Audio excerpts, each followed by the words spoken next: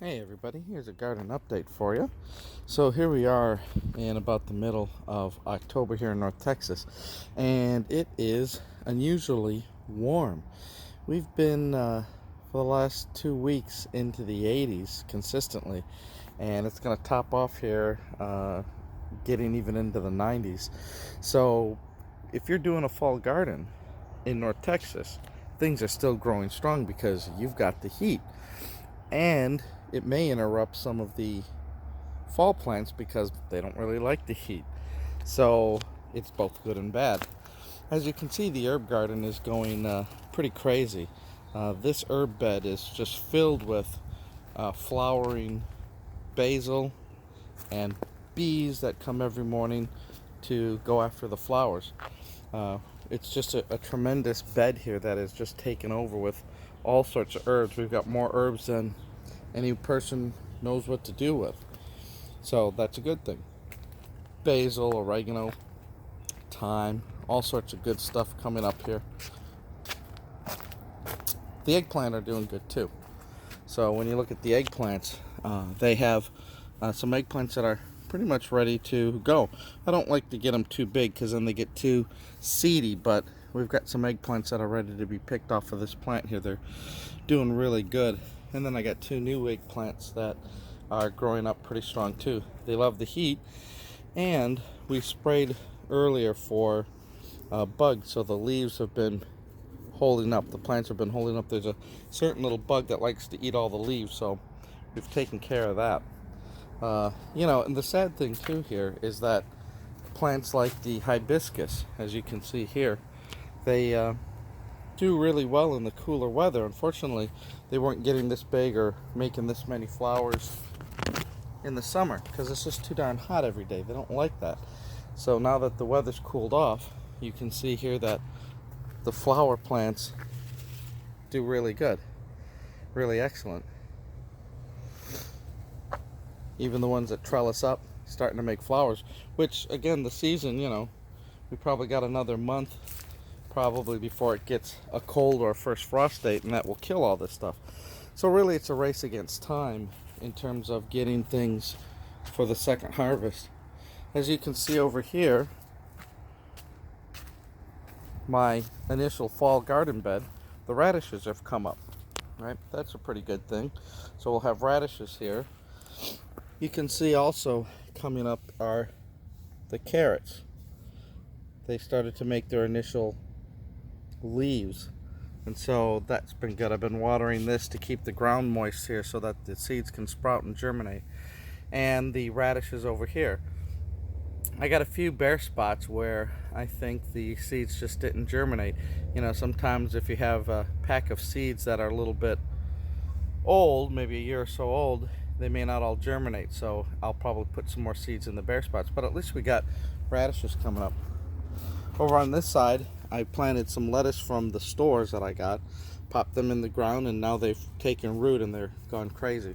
So they're going to get nice and big.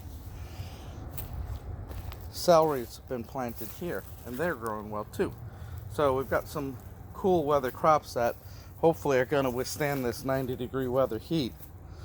Now, the goji berries are here, and as you can see, they have some orange goji berries as well as a whole handful of green ones that are coming up on all these branches. So it seems like this is like the second year of getting a good harvest, and they all come in the fall. So I need to come out here periodically and pick these orange ones and then wait for the green ones to come up. And goji berries are like that magic fruit that has all the antioxidants and all the good things for you, but they don't really taste sweet. It's not like a blueberry or raspberry that's you look forward to eating it. These are good dried or put in cereal or yogurt or smoothies. Now, the rest of the garden is doing pretty good here.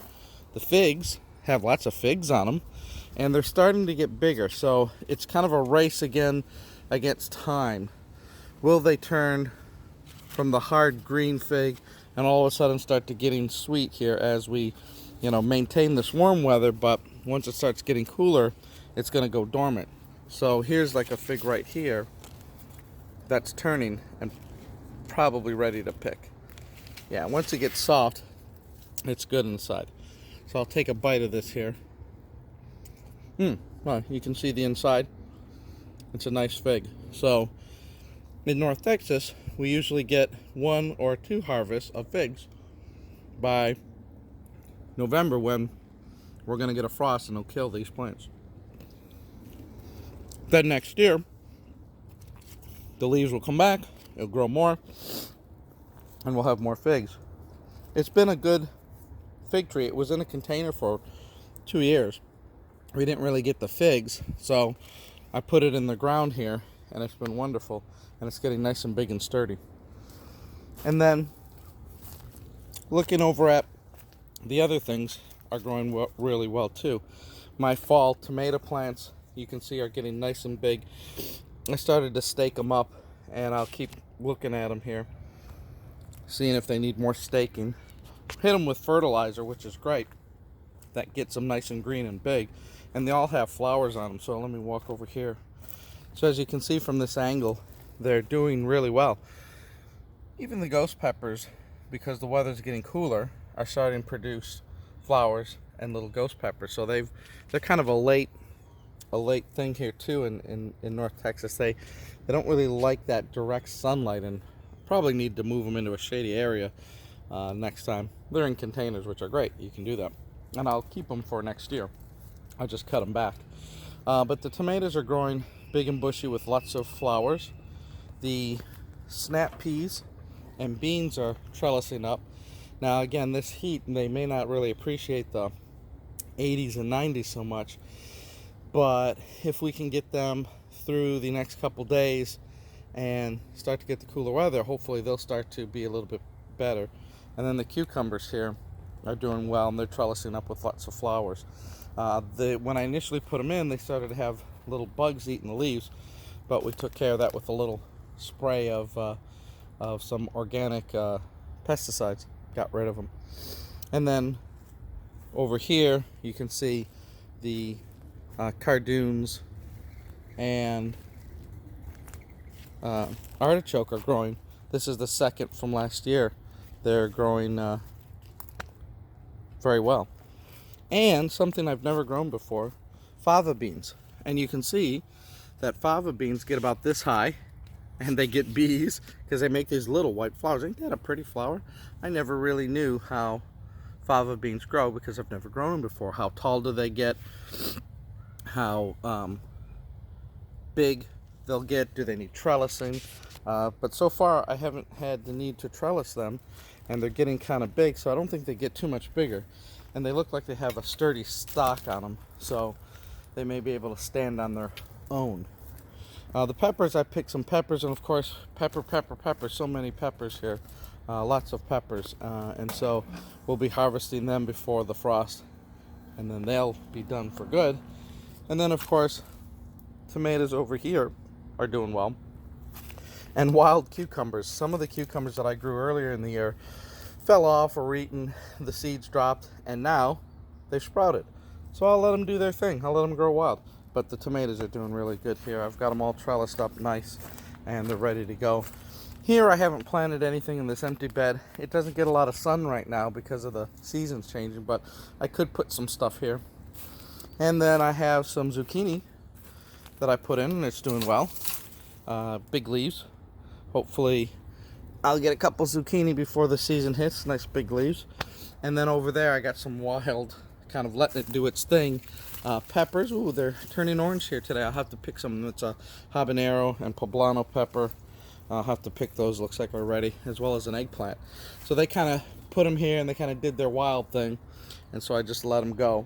But there's some to be picked, which is great. When you see those orange peppers, they're ready to go. Lots of green, so that's a good thing. So let me kind of walk over here on this side.